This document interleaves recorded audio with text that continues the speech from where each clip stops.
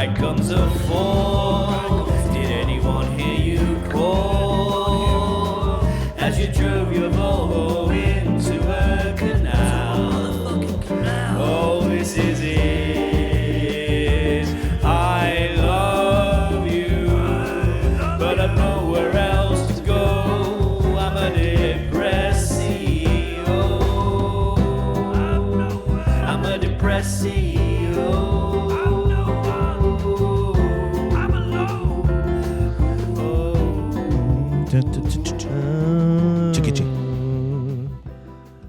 Mate, those ammonia salts. Yeah, we've just recorded a Patreon special, everybody. For our Patreon members, you can sign up for just £1 a month. If you want to get extra content from us or just support the podcast in general, we would really appreciate it. The link is in all our bios and everywhere. We've just done a bodybuilding Patreon special. And we tried smelling salts on there. So if you want to see two men do smelling salts. That's not the whole episode. Just imagine just an hour of us just huffing smelling salts. No, most of the episode is us talking about wrestling, and then at the end we do smelling salts. So sign up for £1 a month if you want to support the podcast. Be just a generally great person and help us keep bringing these episodes to you. The link is in all our bios and everywhere. If you just search Depressed CEO's Patreon, you'll probably find it. It's not that hard to find. Have I ever told you about when I was a member of the boy band Five? No. Legitimately true story. For a brief period on a Monday night in 2015, I was a member of the boy band Five. So I was DJing a horrible nightclub in Sheffield. Will go unnamed. Rhymes with Wiper Dooms. Ha! Even I know what that is. Yeah, because we've been there before. I was DJing a Monday night. It used to be like a hip-hop and R&B night, and then randomly one Monday, 2 members of Five got booked to play because there was like 2 of them left that were doing touring. So that's what you do, isn't it? Yeah, and obviously I guess that was like kind of at one point it would have been a bit of a draw. Oh, 5 are playing. But at this point, like 30 people turned up. And I don't know how much they paid them or whatever, but they came up to me with like a CD with their beats on. They were like, "Yo, are you the DJ?" And I was like, "Yes." Just said, and they were no. like, "Can you basically press play on these tracks and let the track obviously run to the end and then press play on the next track?" Just give you a quick tutorial on how to do your job. I can't tell you which member of Five it was, but I said to him, "Does this mean I'm in the band?" That's such a good follow-up. And he was like, "Sure." Yeah. So I was like, so I'm a member of Five, basically, for these brief 20 minutes. You should have took full advantage and grabbed a microphone. If it's going down, baby. Rip my top off, just got my gut out. It's did they do that song? Down, baby. I want it now, baby, because that's the only Five song I know. They did 4 or 5 songs. It was kind of like so there's a 5 mega mix, isn't there? Do you remember the 5 mega mix? No, it's I like don't. It was like a mix of 5 of their songs or something like that. So I feel like they did the 5 mega mix, and then I think they did "Get On Up When You're Down, Baby, Take a Good Look Around," and then sort of just went, "Thank you, Sheffield, good night." But the sad part about it was there is a redemption to this, which is great. But they were kind of just performing on clubs have like raised areas. So not even a stage, like a raised area where there's like seating.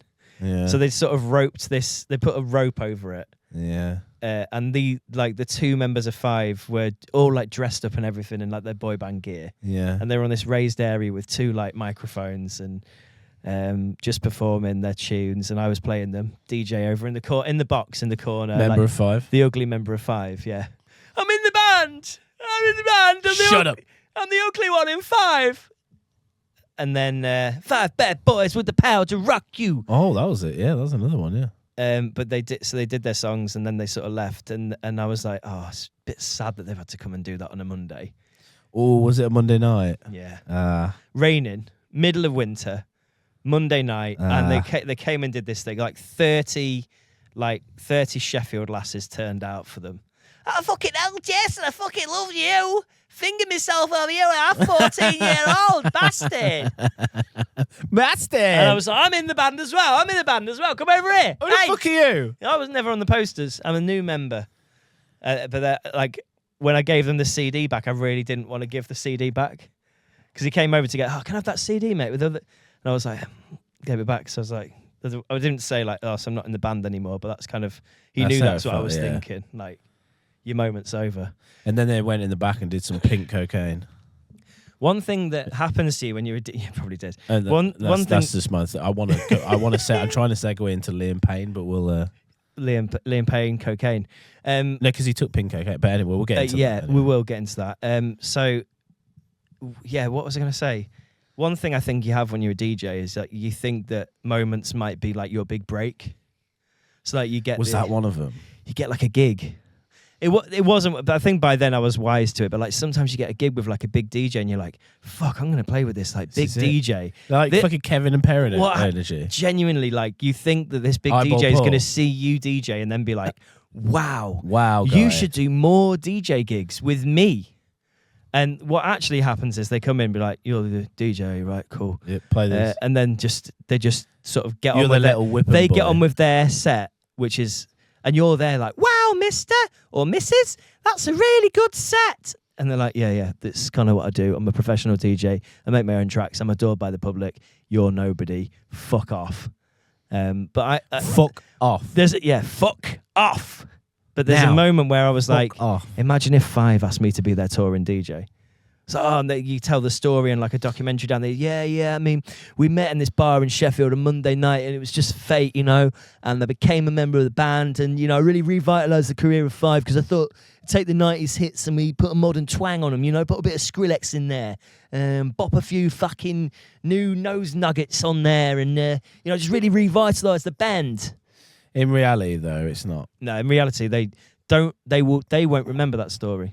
I don't think They won't they'll remember even that remember story. that night. No, like, they won't. are they all right now? Five? Are they Mate, still? there was a beautiful redemption arc. I went to a podcast live show a few years ago, and at the end of that, it was at Liverpool Arena, and at the end of that, they brought out Five, and Five played to an arena full of people who sang their music back at them. And I legit welled up a bit because I was like, I remember that Monday night in Viper Rooms and how awful that must have felt. And then I watched an arena full of people sing their songs back at them, and I was like, people still love them. Because Five were massive back in the day as well. Yeah. Oh, mate. Yeah, absolutely. You ask Even I anybody remember, like our age. You ask anybody our age. Uninspired about Five. name for a band, though. Just what could we call ourselves? Well, there's five of us. Five IVE. Well, there's five of us, so Five IVE. guess we're five. Five. I don't know how comfortable I would have felt calling us Five when there was just two of us. Yeah. I mean, it was kind of like We're just two now. Yeah, two. Two. I don't know if like one of them's dead or anything like that, but I think Liam it was. Payne? Yeah, sorry. You want to get onto Liam Payne? Don't you? No, I don't. Just carry on. Liam Payne, pink cocaine. No, carry on. Like, that was sort of the end of my story. But yeah, so anybody that thinks where has your DJing career really got you though, you fat lump of shit. you'd be like, Actually, for a brief shining moment, I was a member of your mum's favourite boy band. So fuck off. well, what's your mum's favourite rapper? That's literally someone's tagline. Your mum's favourite rapper, Yeah. Action Bronson, I can't remember. Drake, Not Drake. Hilarious. Kendrick Lamar. No, just to get onto Liam Payne though, like Why have you wanted to talk about him so much? it's just topical, and it's currently the pink way, cocaine. and that's what was in the system. And then weirdly, because I watched a documentary on Vice about the pink cocaine they're on Right. about, which is not cocaine at all. It's like it's like this mixture drug. This Is it new smelling drug that's salts and coming out. cocaine? Oh, it's anything. Right. It's like MDMA, fucking ketamine, all mixed in just a mixed bag, fentanyl, and people are just dying left, right, and centre. It's all pink, Oh shit. and that's what they found in Liam Payne's system, apparently. It's Allegedly. a difficult one for me, Liam Payne, because I was DJing last Wednesday night. I had no and idea who he was. I'm going to be honest. I was like, "Who's Liam Payne?" Member of One Direction. Yeah, I know now. Yeah. Yeah. Okay. Controversial member of One Direction, apparently. Well, didn't you know? Let's go conspiracy corner. Didn't you know stuff about the P Diddy? Was he a few P Diddy? Well, I parties? don't know about and that. now all of a sudden he fell off a balcony. I don't know about that, but What do you know? What do you know? I don't know anything. Well, you told me bad things come in threes, and I rang you last You week, did, distraught, and I was like, third thing's happened. Liam Payne's You're gone. screaming, going, Liam Payne. You said it, didn't you? 3 things comes in threes. Bad things comes in threes, and now Liam Payne's gone. I was genuinely a bit upset. I think it's really sad because he's left Cheryl Cole and a little baby. Oh, was he with Cheryl? No idea. Mate, Oh, shit. Cheryl first met Liam. She was, 26? He was 14. Ah, I know this now. Yeah. Then like eight years later or so. Because he was on the Britain's Got Talent. Sex Factor. We did Britain's Got Talent once, didn't we? Britain's Got Talent. We did go on Britain's Got Talent. We auditioned for Britain's Got Talent. We got through to the very, very final. One thing I will say to you, categorically right now, wasn't it weird performing, like having to perform? Oh, mate, with full energy in costume, because we always performed in costume, in like a what was it? What It's like a hall. What do you call it? No, it was like a function room, wasn't like it? Like a business suite.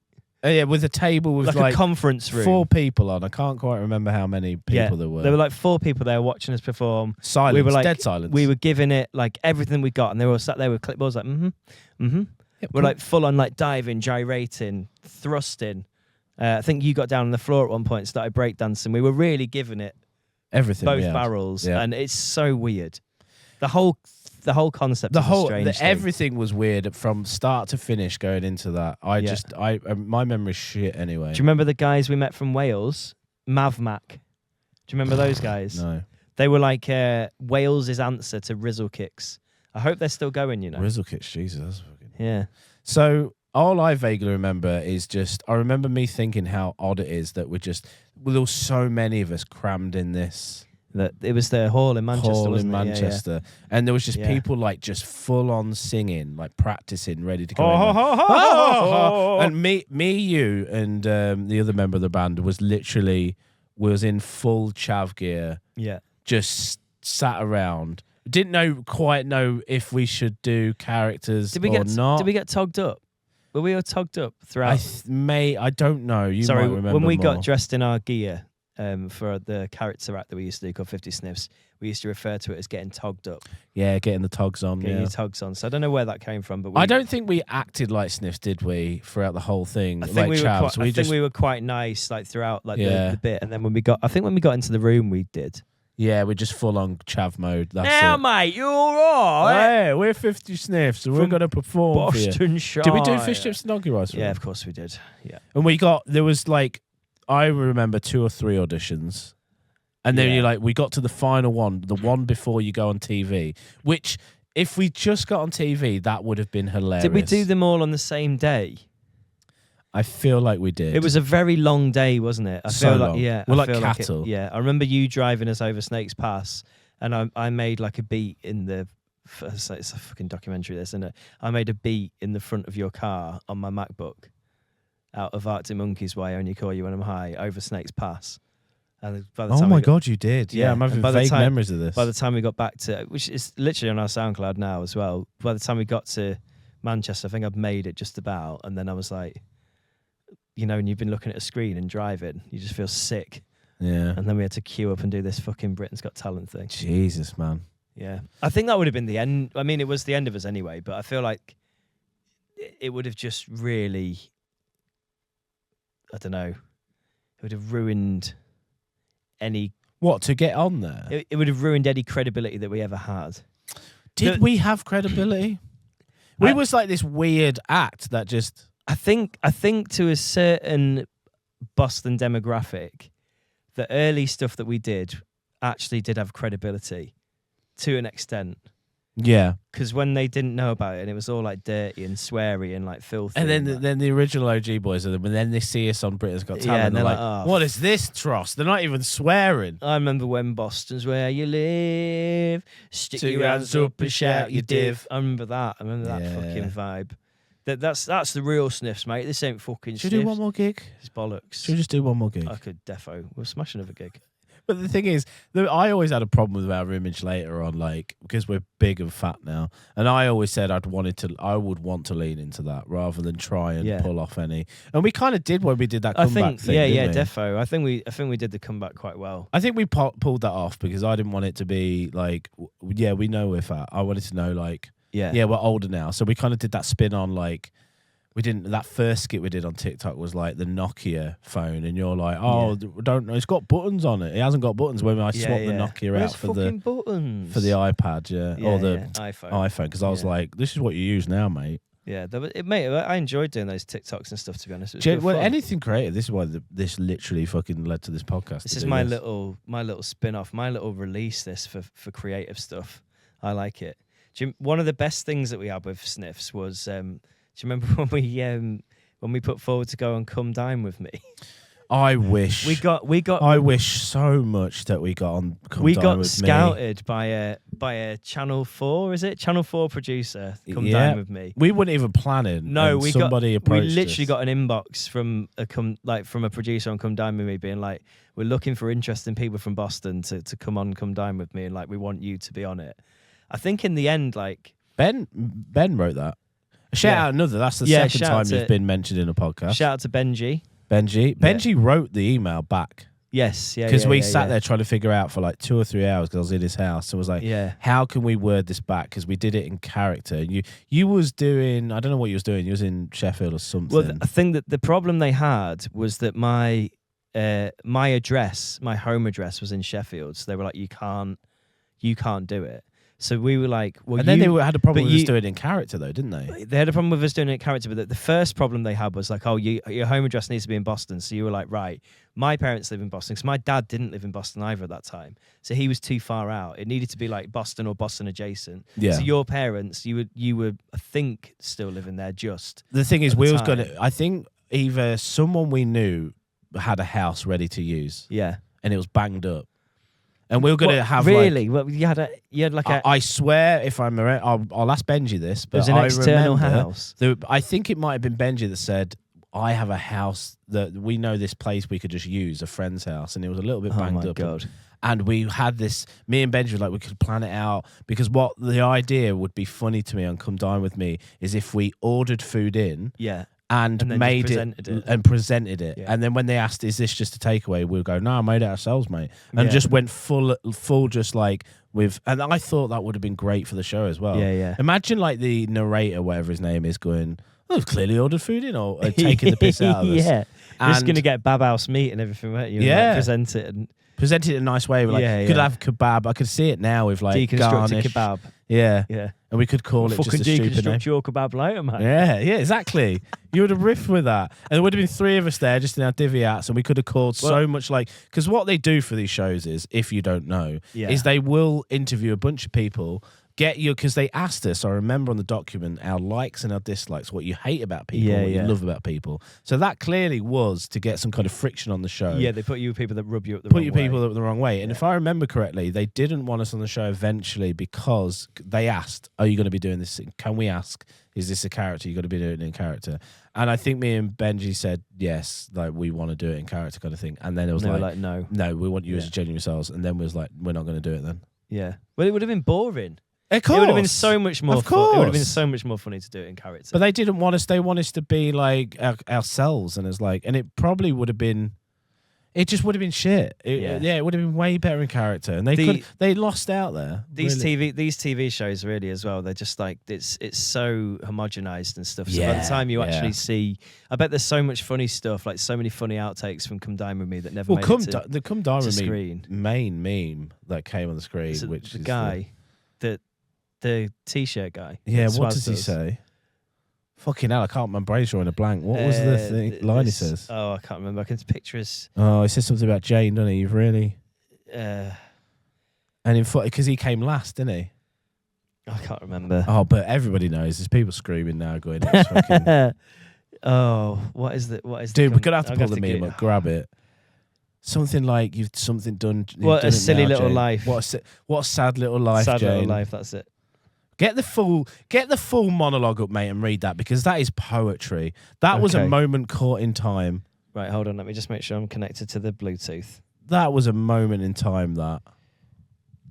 Fucking hell. Yeah, hold on. Yeah, it was great, wasn't it? I've got it. Hold on. Oh, TikTok. God's sake.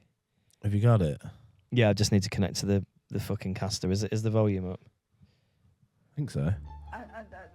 Why are you shaking your head at me? You won, Jane. Oh my God. Enjoy the money. I hope it makes Oh you my very God. happy.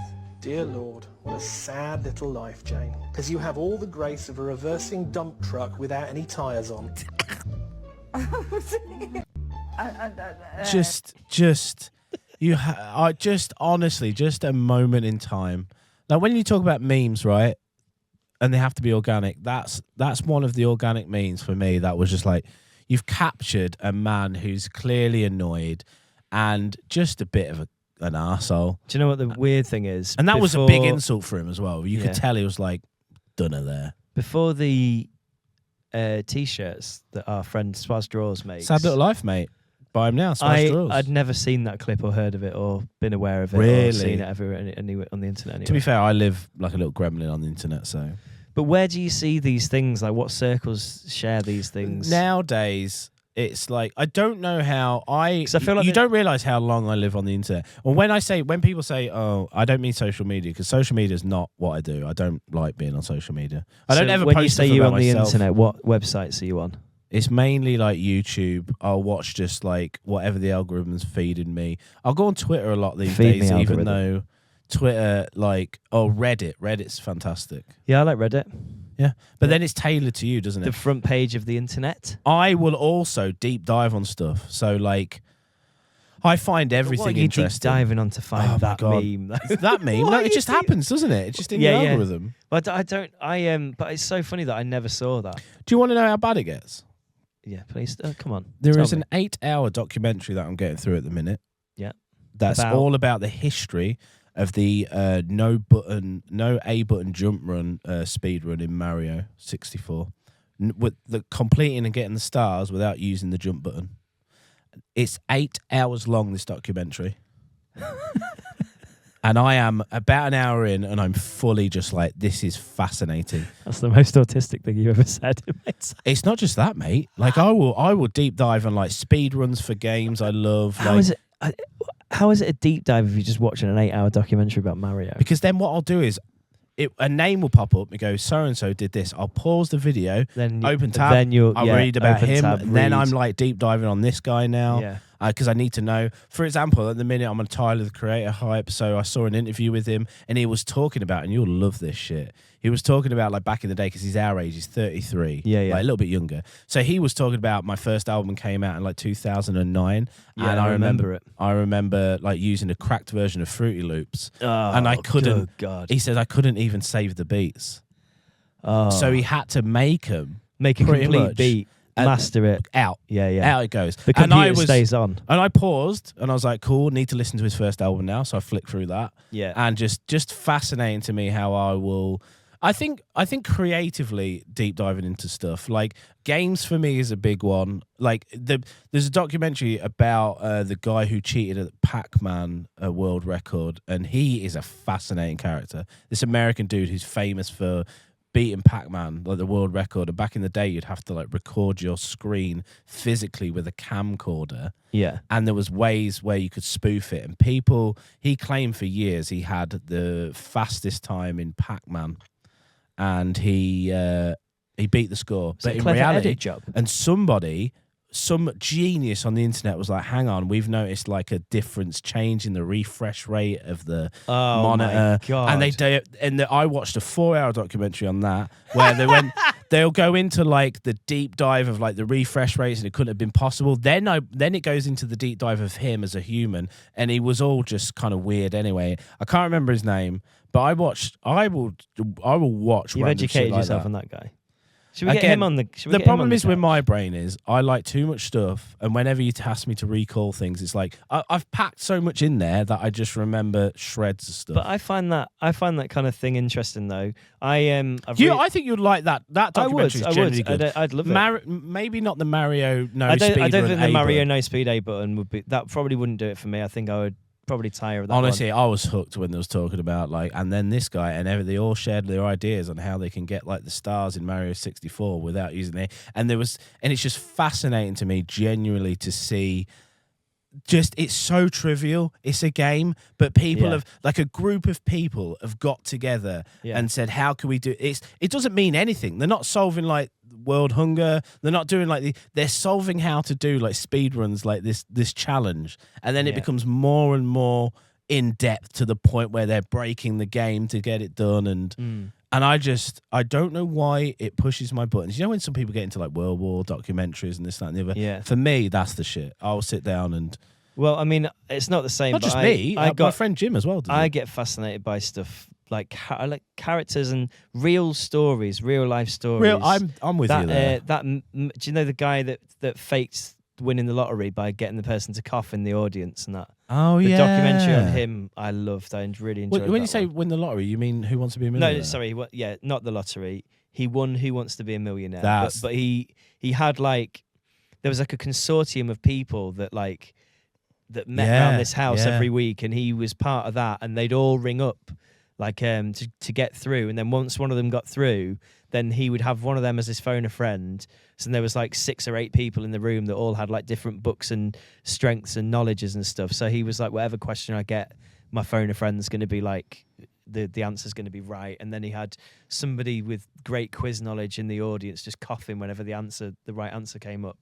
And all that. It's fucking mad, mate. I love those little characters. Can we get him on the podcast? I would love to get him on the podcast. This is Major the kind of James Ingram, I think. This was the kind of Charles these are the Ingram, kind of sorry. peoples that are approachable, and we could probably get on the podcast. Yeah, Charles Ingram. That would be great to get on. Because I mean, also Is he admitted to it now? Oh yeah, absolutely. I think. Has he ever done a podcast before? I don't know, but there's a documentary about him. Let's have a look. Again, this guy as well, the lottery guy. Maybe my brother, by pull the him way, my brother said it would be sick to get him on, because I was talking to my brother today, that. and he was listening to the podcast. He said, he said, keep doing what you're doing. It's fantastic, loving it. Oh, thanks, Simon. Thanks, Simon. Chill. Simon. Chill, Simon. And also, he said it'd be fucking sick to get him on. Yeah, and I was like, totally agreed. That as a guest, mate. Yeah. Could we swap though? I'll interview him. Yeah. You do the buttons. Yeah, absolutely. Just we'll rotate it that way, I think. Yeah, no, until we get like probably a bigger setup or somewhere where we can all face each other or something. Mate, absolutely. I'd love to do that. I think, we really enjoyed the guest episode that we did with Steve Bracknell. Shout out to Steve for coming on. So I think we're going to try and get some more guests on here and there, for sure. But, definitely, 100%. But mate, that is what my jam is. So when you ask me about what do you look on the internet, I would just deep dive on the most random stuff. That does interest me, to be fair. Like Tyler, the Creator, at the minute is my jam. Can I ask a question? Do you listen to or watch the podcast Drink Champs? Are you aware of that one? No. So shout out to my friend DJ Toots, Toots Toolan, legendary DJ in the hip hop R&B scene. He was like, have you listened to Drink Champs? And I was like, what's Drink Champs? And it is Noriega, Nore, and DJ EFN, and they're like interviewing or like doing podcasts with like hip hop legends. And I listened to the Pharrell episode last week. Oh, to be fair, I am hooked, man. And you're talking about, I love that. I would you're love talking that. about going off like deep diving into. So will you pause and shit? Mate, right, I will fucking. Pharrell's talking about tunes. Like he talks about this tune by Rex in Effect called Rump Shaker, and I was like, what a fucking tune. See, this is what Tyler Creator was like. My inspiration was like he mentioned this old R&B song that you wouldn't think of it as, and I didn't even know. I was like, what is this? And I couldn't even tell you because my fucking brain shit. But I went to it, listened to it. I was like, it unlocks so many like you guys. Oh yeah, like I could hear like the influences in his music. Yeah, there's this bit on. I'm just basically paraphrasing another podcast into this podcast now, but there's like a few things that Pharrell says in that podcast that you just go, oh fuck.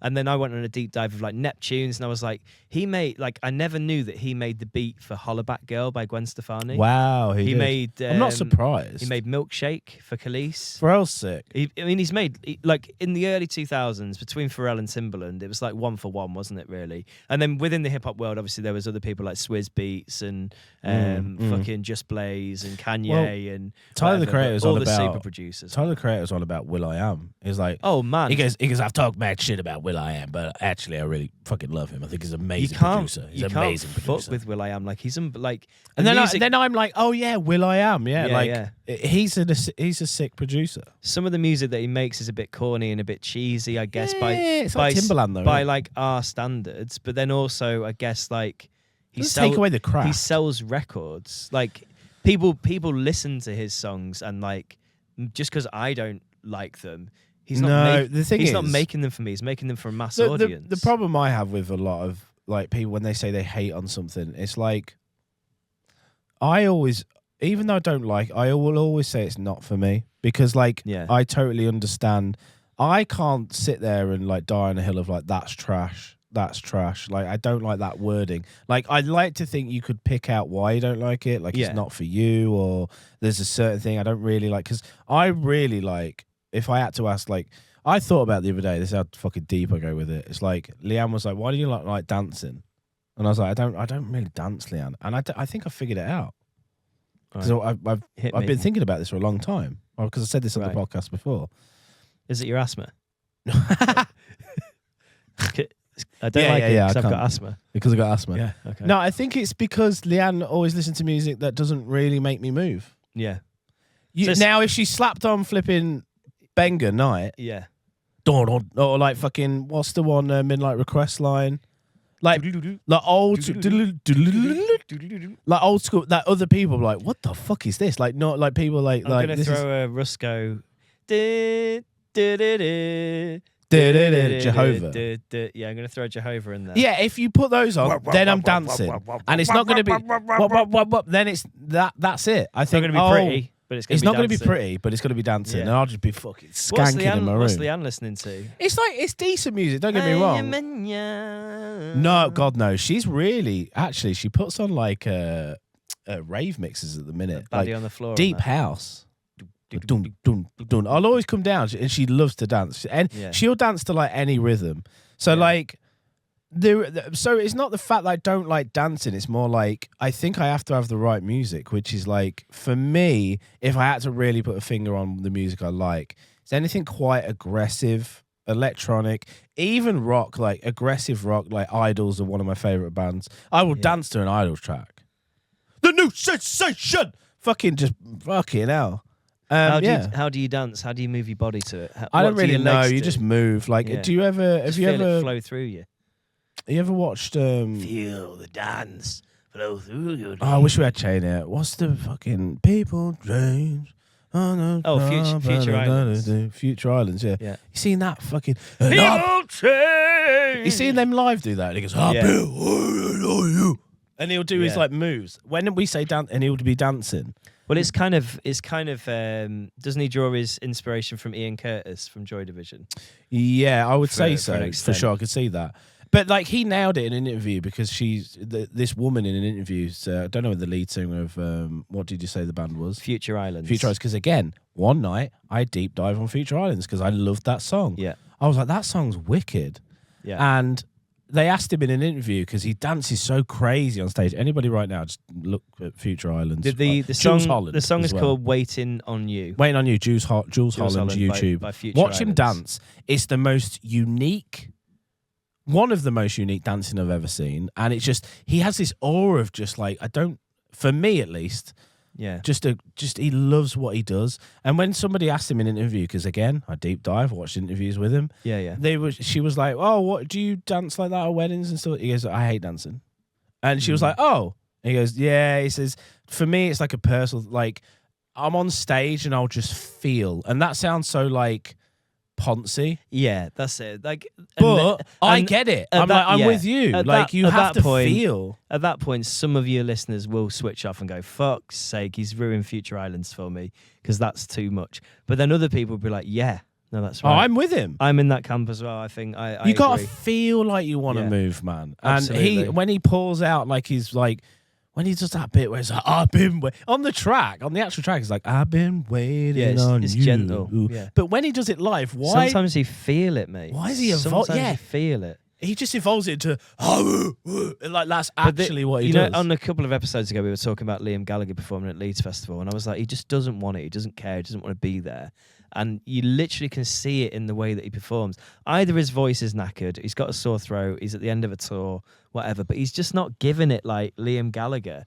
And I think it's so obvious. Like when you're a performer, when you're on stage, like you don't even have to. You can't always get. You can't always get this right. Like there's two instances. Of I'm this really I'll passionate give you. about this. I'm fucking. So there's a DJ that I love called Fat Tony that I've mentioned on this podcast before, and he put up a video on his socials like the other week, and he got a message from somebody being like, "Oh, the DJ set you did the other day, you really didn't want to be there. You could see it all over your face. You looked like you know, had a face like a smacked ass and all this." And he was like, on the way to the gig, I found out my stepdad was dying, but I decided that I was still going to do the gig anyway because people were going to come out and see me.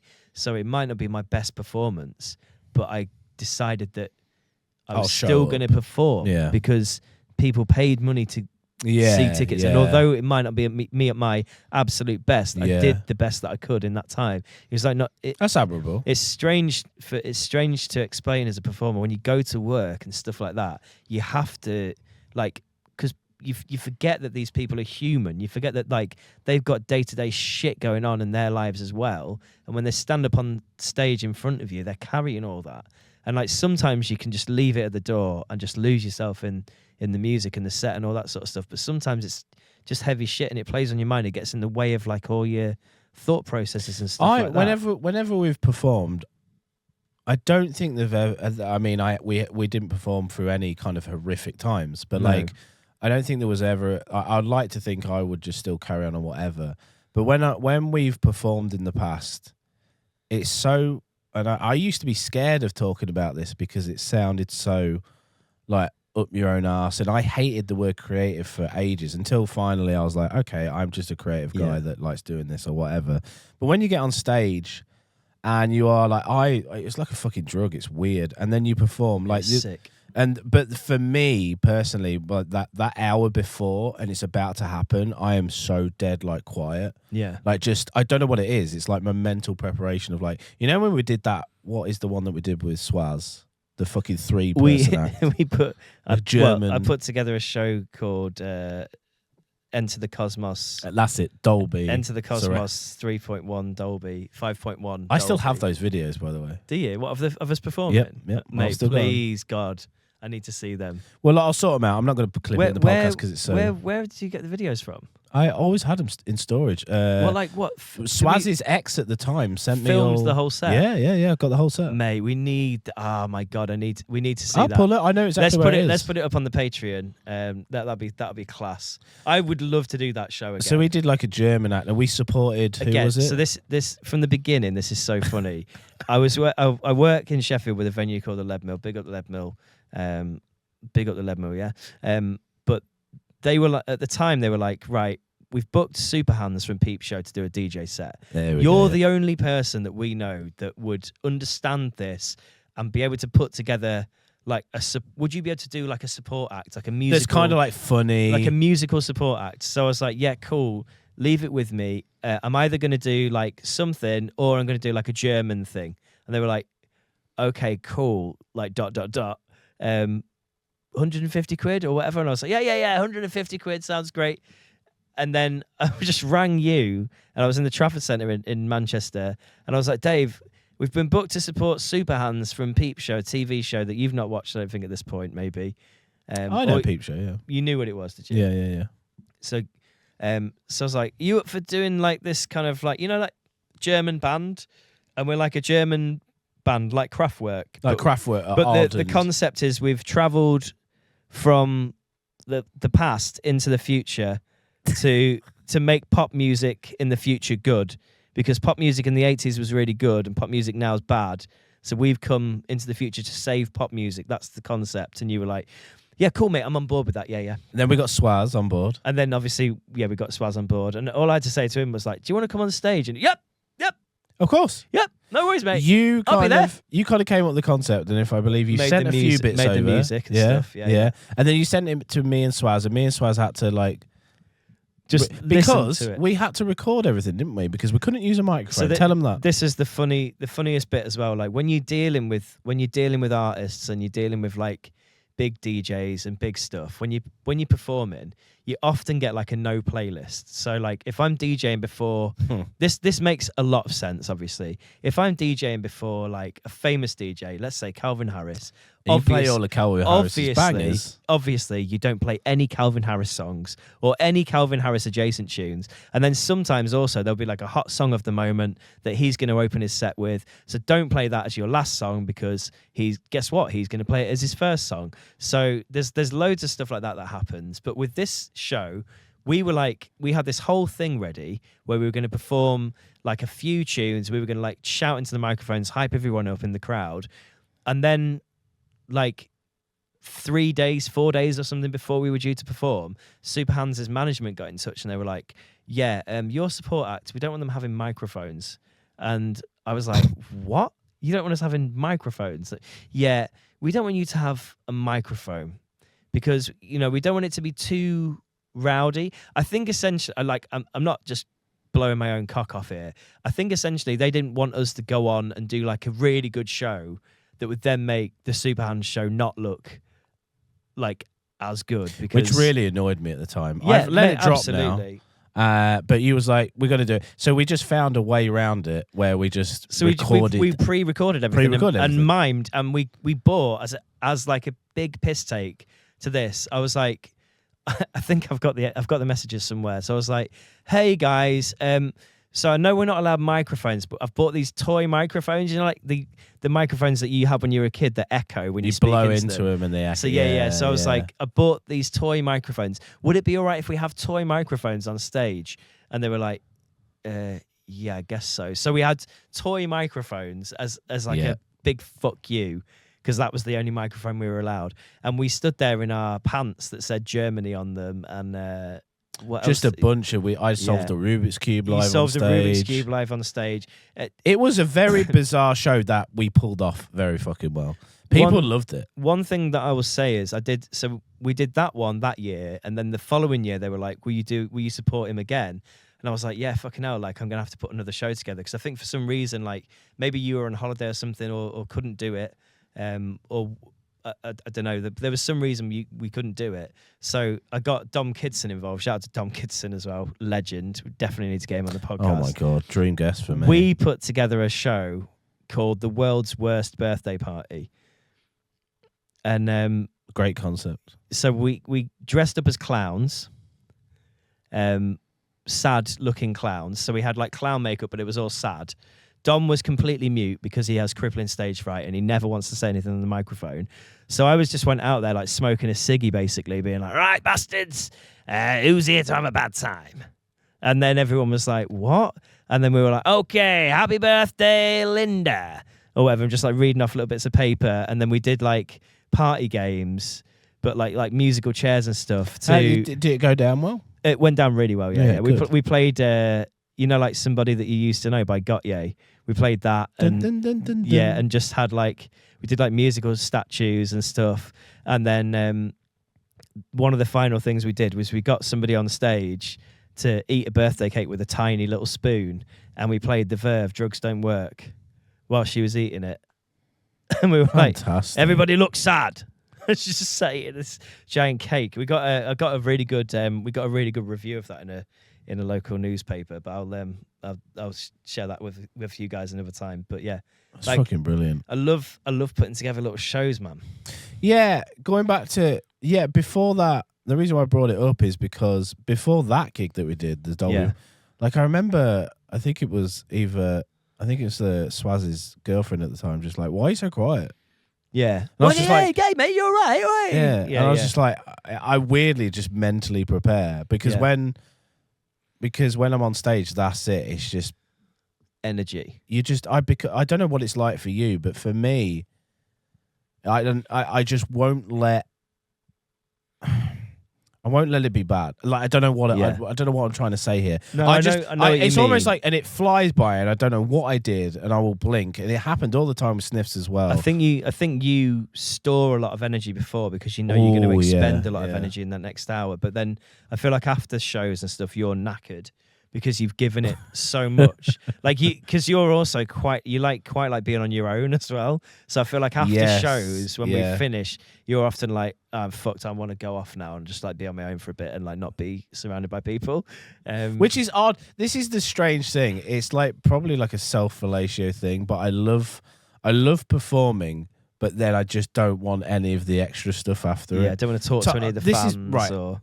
I mean, I will do that, of yeah, course. you do. Yeah, I'm yeah, not. yeah, No, yeah. don't. No, yeah, I'm not saying you're an arsehole, but I'm like, it's like, I think what I meant is by the time that you get off stage, you've already expounded like all of your energy. So then for more people to come up and want like more from you, and you're like, I'm fucked. Like, can you just Going back to please? this Tyler interview, he was saying how like the egos. You know, it was a single kid, so you can Yeah. understand Well, already like, now. do you mean a an little- only child or like? Oh do you shit! just, Yeah, have a sorry. boyfriend An or only girlfriend? child. Yeah, no, he's an only child, so Right. you can understand now. Kind of a mummy's boy. Yeah. You can now understand. Like you start to build his because of his personality, because he's quite loud, isn't he? Abrasive, and just like. But his mum always supported him. Yeah. And, you know, he said, I've always wanted to make music. That's all I've ever wanted to do. And he goes, what's weird about the internet now is like, it's kind of almost give everybody a pass and want to know what I'm eating for breakfast. I don't want to. Yeah. I don't want to give anybody that. I give you music, it's great, and I'm thankful for that, XYZ, and, you know, I Yeah. wouldn't have a career because of you, but you don't get to just stalk me and be weird. Yeah. Because that's not like a thing. Like, this is not, it's a weird transaction. I give you entertainment, and therefore you want to know who I'm sleeping with. Well, I was my- kind of thought the most beautiful thing about music and that is like the mystery about it. Like you hear the like the best way to describe it is like you hear these sounds and sometimes they're just so magic. Like Prince, I think, is like the king of mystery. So you hear all these sounds and stuff that he makes and like this music that like touches you deeply emotionally, like right in your fucking core. And you're like, wow, how has he done that? But he doesn't talk about it in interviews like a lot. And the interviews that he does are like few and far between. So if you want to really know stuff about him, you have to like trawl through years and years of stuff. It's not like everybody's sharing everything on social media all the time. It's like he never did that. He probably didn't have a social media account that was him. It was like probably his agents or whatever being like, fucking hell, you've got to have an Instagram. And he's like, no, I don't. Like, the mystery for me is like the best bit. It's like, for me, it's like an artist. Like they're doing it for the pure, because you can tell like there's a lot of musicians that they're all right, they're kind of good, but they're also doing it. They love the fame. Yeah. I like the musicians that are doing it, or anything creative. Like, even a filmmaker, like I don't know, fucking name one decent filmmaker. Fucking Quentin Tarantino. Quentin Tarantino is a great example. Just a filmmaker. He wants to make films. He always knew he wanted that, and that you just tell that he is him. Yeah. He's not like this. He doesn't do it for the fame. He wants to make a fucking. Whenever you see him, he's like this. I just want to make a fucking good movie. I just want to. And I that's what I like about. That's what I gravitate towards artists. Like, it's the same. I think that's the link that I always find when I jump on somebody. I like you because you're doing it for the love of it, and you can tell. And it's like I get that with the Idols. I get that vibe with Joe Talbot, the lead singer of the Idols. He's doing it because of the love of it, and he also loves the fans. And when he gets on stage, and their whole story as well was like they did sound a bit like the Strokes, and then his dad died, and then he kind of had this weird epiphany of like, why am I pretending to be like this Strokes singer? Like, oh no, fucking. He goes, that's not me. So he decided, I'm just gonna fucking do what I want, man, for the love of it. And then he became this more shouty kind of. Yeah. And then you can almost, I don't know. For me, it's ephemeral. It's ethereal. You can see. I never got Oasis, right? I never really liked Oasis. They're not really my thing. Yeah. But when I saw Noel Gallagher on stage, or Liam, it? Sorry. Yeah. And saw him sing at the height of Oasis, because I Yeah. watched them years ago, fucking hell. And then I got it. Yeah. And I was like, oh, there it is. You have to kind of You have to see it. see it. Yeah, And yeah. I was like, that's this thing that you can't. And it's the same with Tyler, the Creator. Like, he does his live shows and you see it, and it's like he gives it his all, man. Like, and he just like, it's It's art, is what it is. Yeah. It's fucking art. It's the same One- way, like you say, Quentin Tarantino. And One thing I will say is I think that you're absolutely right about going out and giving it all on stage and that. But I think also the more you do it, the less... I guess the more comfortable you become, but then also like the more you realise that like I've got to do this like 6 times this week or 4 times this week. So I need to reserve some of that like energy for the big shows. Well, a lot of artists... And it depends also how long you're playing for. If And you're playing plus- for an hour, you can do And plus, some people like get an album out every year, but like other artists take their time. it. Yeah. Like Tyler's one of those where he will release an album when he wants to, and Yeah. I think that's a great way of. To be in the lucky position to be able to do that as well. I think to be fair, there's a level of also like how financially stable are you? How much do you need them? How much That's do you true. need money? But also, if you become undeniable and you're that good, it's just gonna. Yeah. I don't know. Life kind of gives you. I mean, we're in a kind of a fortunate position, being fucking white and living in. Yeah, and obviously we're millionaires, it's- multi-millionaires. No, so but- that's why we started this podcast, because we're multi-millionaires. Do you want to make so- music again? Yeah. Should we just do it? Should we just Yeah, no, I'd love weird to. pseudonym? I'd love to make some music. Do you know Well, what? We've got a couple of tunes already, haven't if we genuinely were to make music again, Yeah. genuinely as like Yeah. a project, I would want to be faceless. Do Like you like need me Daft to get some Punk acid? or- Burn your face off? No, I'm not doing that. Not that. But no, you know what I mean. I just under a pseudonym. I wouldn't want Yeah. people to know who we are. I don't. What would Just it be? just put the music out there and not really talk about it. Mm. Not And just post, see. not post it on our Facebooks. Yeah, just nothing to do with us. Like we'd just start like a. Yeah, no, I like that. I would love to see where that. Maybe goes. we've already started. Maybe. Who knows? Maybe we've already started. I always thought, Did it. what kind of music would it be though? What kind of Maybe- music? Generally, Maybe what you kind of already know. what kind of music would it be if we were to do it again? I don't know, mate. It'd be so weird to have our influences, because when you did your solo project, it was so out there. What was it called? Rusty Sierra. That I always Yeah. hear that song that you did. I always hear this weird, and I need to know what it is. Which one? I'd never listen to the lyrics, but I just know the whip. I'm not you, I don't want to be you now. And then you got that whip, whip, whip, whip, Yeah. whip. What is that noise? I don't know, it's just a synth on FL Studio, mate. Because right, whenever I was always fascinated with your shit. Your shit was always you didn't sound like anybody else. Oh, thanks, mate. That's probably the Genuinely? biggest compliment you could ever pay me. It wasn't like your Sierra stuff wasn't really my bag. I was like, Yeah, I'm nobody liked it. but at least you did like something. I was like, this is weird. And you know when you did Subworm, Yeah. that stuff, I really was like, okay, because you pushed it, even though you was like, okay, I'm not just gonna make the same old shit. You kind of just always did your weird own thing. And yeah, it was, thanks, mate. That's No, it's good. that's 2 lovely compliments. That's there on my probably music why making. we work well together, because you could probably be real dead creative. We'd have to rein each other in, because Yeah. mine would be just full on aggressive. Yeah. And then you'd be like, maybe we need to just do this. And then you'll be like, oh, we'll pull it back. I think that's why sometimes duos, triples, maybe a band works, because, Yeah. and that's, you work off each other a lot. That's why Sniffs probably worked a little bit. I think one thing that I really hate is actually producing music, like sitting Oh, down, I love doing sitting down at a laptop and like playing guitar, like playing instruments.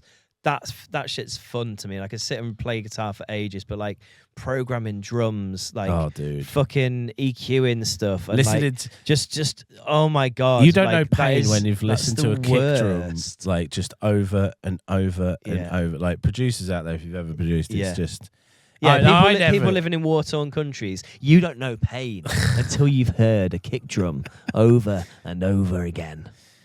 And the But yeah, and the carry on. sadness that you felt when you've mixed a track in your room and you've got it sounding banging, then you Yeah. take it to your car and Yeah, you go, because oh.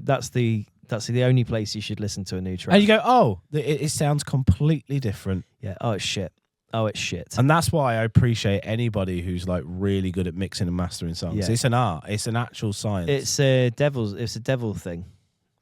I really like. Do you know what it has to be though? For me, it has to be quick now. So I like Mark Rubelet stuff because it is like just you're in the moment looping. Yeah. So for me, if I was to produce music Does again, he freestyle all his shit? Yeah, pretty much. Yeah, yeah. I think I said pretty much. Yes, it's literally on the moment. Unless he will freestyle, and then he will create something. You remember that?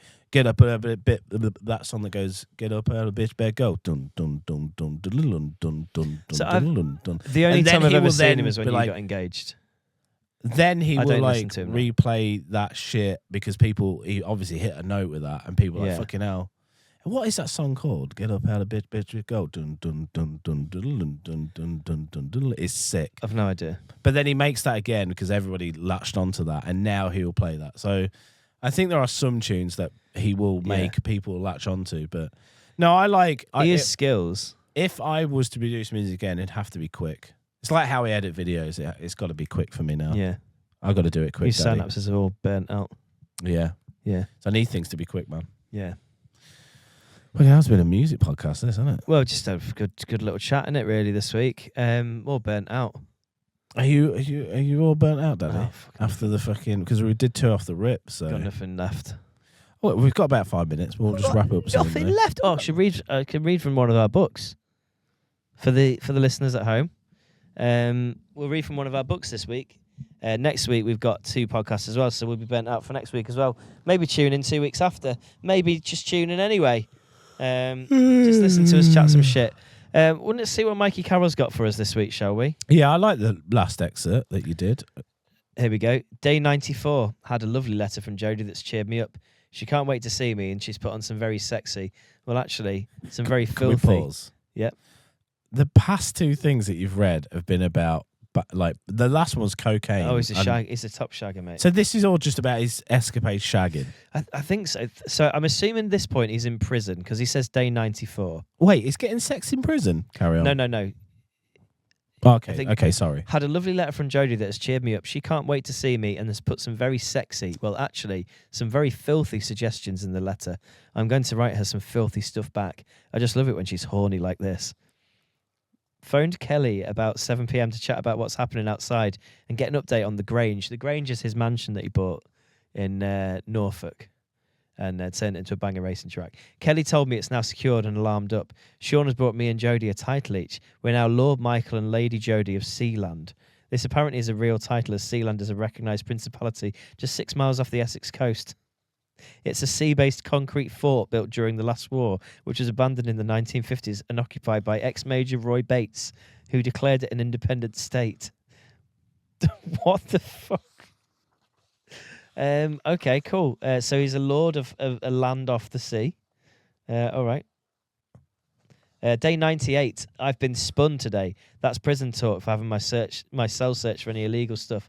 Luckily enough, last night I got the whisper from a screw that it was happening. Managed to get rid of my stash of phone cards. In prison, yeah, Stash of phone cards. What a get to lad. go to the canteen each week to buy luxuries like soft loo roll, nice soap, shampoo, tobacco, drinks, and phone cards. You have a limit on how many cards you can buy. Outside cards are no good in here. Wow, prison chat, mate. Honestly, mate, Fucking we're going hell. to try and get him on. Yeah, it'll be great to go through this book with him. It would be. Wow. You'd have to read it all and really prep on like what you'd ask him. And Yeah. I just want to know how much bag he had. to be fair, that is a Lot of bag. question. I would love to know how much cocaine he stuffed Yeah. up his nose. I need to read this whole book. Bling bling. £50,000 on drugs at one time. He bought a BMW Z3 and immediately forgot where he put it. Really? Sick. That's insane, isn't it? That's sick. That's how much insane. drugs do you have to do to forget where you left a car? And a BMW Z3 as well at the time. That was A lovely. brand new BMW Z3, probably a 25 Jesus. grand car in it. That Yeah. at the time, Now it's a fucking old. it's just rusting away somewhere. Jesus. It's a BMW Z3. It's just Gurney's to forgot what point, mate. I don't know. Don't worry, Z3. I don't know what point, mate. Fucking hell. Anyway, it's probably the end of the episode, isn't it? It is. We'll leave it there. But thank you very much, guys. We have to fucking pop off, don't we? Because we got I've life to get back to. I've got work and that, so Fucking hell. I know. Off Right. to DJ enthusiastically for an hour. See you later. Mate, see if you're going to get a note now, just to end on that. Like, I would love for you now to get like you just didn't, you got, right, I'm getting fucking hype about this. I would love for you to get an Instagram on your Jimmy the Gent. Just At Jimmy the Gent DJ. a message just saying, I didn't feel like your heart was in it. I was watching you. I was watching you up there and You just, Your heart wasn't in it, mate. I just come back off 2 podcasts and just done a bunch of smelling salts. You don't I understand. just done 2 pumps of smelling salts, mate. You don't know what's going on in my life. I pray that message comes through. I'm grieving, David. David, I'm grieving. Bye bye, everybody. Circle back next Circle back week. next week. See you later. Bye.